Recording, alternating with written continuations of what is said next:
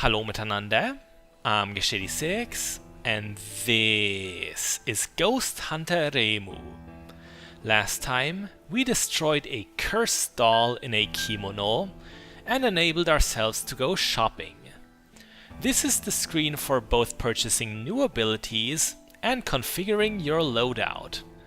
Right now we don't have much unlocked here, but we do have enough red souls to buy the ice spell. Don't forget to equip it afterwards. We can also barely afford a passive power-up, the inner strength enhancement, which will increase our hit points by 2. All future shopping will be off-screened and banished, I guess, to the forum threads. You will find an overview of new gains and overall loadouts there for every episode of the Let's Play. Right here, Reimu dwells in nostalgia about Hakugyokuro. The last time she's been here was during Perfect Cherry Blossom's incident, but this is the first time she's entered the actual building. Once again, the air reeks of haunting, so Reimu warns herself to be extra careful from here on out. With those words, we start the first proper stage. The gloves are off. The stage we chose was the one in the top left of the selection. As a new and unknowing player, this would be the one you are most likely to pick first. That's a good instinct to trust here, as this is the easiest one, barring the intro stage. Had BlueMica felt dickish, they would have made this the hardest. But no, they were nice that time. We are already seeing some new enemies, like the tall, blue-haired lady ghosts. These are a little more durable than the small ghosts, but apart from that, behave roughly the same. More powerful types tend to be more aggressive, but ultimately, how many and how often a ghost spawns bullets is completely individual. There's no, this type always attacks in such and such a manner when it comes to this game. Some of the small ghosts also have slightly longer hair and headbands. These are on average more dangerous, so be wary of them. Restless spirits in classic Japanese horror stories typically have these headbands. Even Yuyuko has something akin to it on her Zun hat. Speaking of this type of horror, Ghost Hunter Reimu draws a lot of inspiration from this genre, in the setting for example. Before we continue with that, let's pick up this key and avoid getting slimed upon. These keys open sliding doors, some of them are optional, others block the way to the exit. We could have been so shallow as to skip this one, but then we wouldn't have found this doll. What looks like the previous boss is now a normal enemy with simpler behavior, much simpler. So simple in fact that we entirely avoided triggering its AI. Returning to what I was talking about, Ghost Hunter Reimu creates the atmosphere of horror, but I wouldn't call it a horror game. We're not going to have the Slender Man jump out at us and attack us with screeching and static and whatever else. At its core, this is an action game where you fight the undead. Still, Ghost Hunter Reimu may not be as lighthearted as your average Toho fan game, where Danmaku is but a competition. I have to highly doubt the colorful magic of these ghosts is non-lethal. That just then was our new ice spell. It has a flaw. It doesn't exactly go forward the way it is now. Let's not dismiss it easily, we'll talk more about it later. Down here are lots of goodies, including another Netherworld seal. We have to be very careful though, those are indeed death pits. Dying, by the way, forces you to restart a room. Some of the blocks here have a different design. That means that they will steadily disintegrate while we stand on them. Pretty dangerous. It's a good thing we're past it. I actually got very nervous about falling down a pit there. I don't know why. I am very familiar with the game. I could blame it on the recording. Stage fright, I guess. A little to the left of here waits another doll, another one that doesn't seem too clever. The thing is, their AI doesn't react to being damaged, it only wakes up when you get close enough. Of course, such a programming is easy to exploit, but we shouldn't be laughing too hard at them. We may come into situations where triggering them is almost unavoidable, and once they're active, they're one of the most durable and annoying enemies of the game. I promised before we would talk about our new ice spell. We bought it as soon as we could, even though it can't be considered the meta of the game. The ice spell isn't actually very strong, but it can destroy those crates below us. See, with her starting equipment, Reimu can't actually attack a target that is directly under her.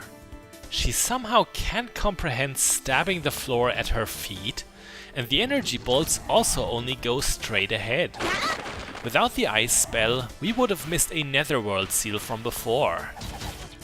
Near the start of this section is a grey lamp post. When you use these, they will empty your ghost gauge. Is this bad? Is this good? It's hard to say. Your ghost gauge isn't your average ace up your sleeve super. You'll see what it's about at some point, I promise. Coming up is a good use of the ice spell. It may not be strong in combat, but it has some strategic value in being able to hit enemies above you. There aren't many situations where this is important, but those that exist make it worthwhile. We picked up another key a few seconds back. That one is used to get out of here, but there is still more to see in this section. We won't leave just yet. Whenever we destroy one of these dolls, we can briefly see blood splatters on the screen. I like that effect. It's a little ominous and also kind of creepy. There is some significance to it, by the way. Killing the dolls and seeing the effect fills your ghost gauge noticeably. We're talking like a quarter of the whole bar here. A way of avoiding this could be to just ignore the dolls, but they do count as enemies. If we want to get the red stars, we cannot run away from the dolls. And we must have those stars. Just then, we destroyed a red crystal. These will grant you souls whenever you attack them, not much to it. There is another type of crystal, a purple one, and one of those is right here. You don't want to land the last hit on these. If you do, something bad will happen. I'll show you what one day, perhaps when we've beefed up Reimu further with the shop. Now this room is very dangerous. The water itself doesn't hurt us, but there is a death pit below we would fall into. We need to be very careful with our jumps and destroy all enemies quickly, or else they might disturb our platforming. There is a tricky secret in this area, and it is right here. Yes, not all of it was a death pit. This may seem obscurely hidden, but since you won't receive any stars without finding it, you'd get very inquisitive, and for the sake of exploration, probably plunge yourself into the abyss a few times. The teleporter brings us back to the upper path, where we'll clean up the rest of the enemies. Right here, a small weakness of the game comes into play. You're often waiting on relatively slow-moving platforms. Ultimately, it doesn't bug me too much. Speaking of time wasters, the ghosts in the purple dresses are a little guilty of that too. They have a shield until shortly before their attack. Pair that with them taking a lot of hits, and it does seem like they're mostly there to stall you.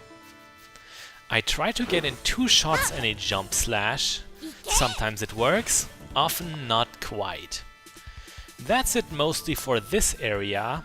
For the one right after, we'll have more solid ground beneath us again. Overall, there are 8 rooms in this stage. That's the typical stage size in Ghost Hunter Reimu. The intro stage was a little shorter. Some stages will feel a little longer just because their rooms are more complex. Like I said, this is the most basic stage out of the 6 we could have chosen.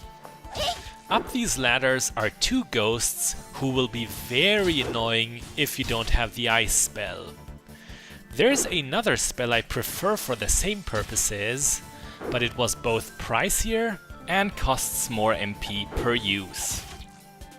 Now, I didn't notice how high our ghost gauge was until it was almost too late. Right here is where it struck me. Just so you know, no, you don't just drop dead when the ghost gauge maxes out. That would be really stupid and would ruin this game. But filling it up here could have put us in a pickle. Part of me regrets not demonstrating its effects to you there. You know, there are levels with very few grey lampposts. I'm sure it'll happen whether we like it or not. Throughout the stage, we've been picking up a couple of potions. Red ones restore 4 hit points, blue ones give back 6 magic points. These items are always used instantly on pickup. Don't confuse them with our consumables, those can only be bought from the shop. We often didn't need those instantly healing potions. We've been playing very cautiously. The thing is, getting health back in this game isn't always easy. A few mistakes, and you will quickly find yourself in situations where you wish more of these potions were around. Next section.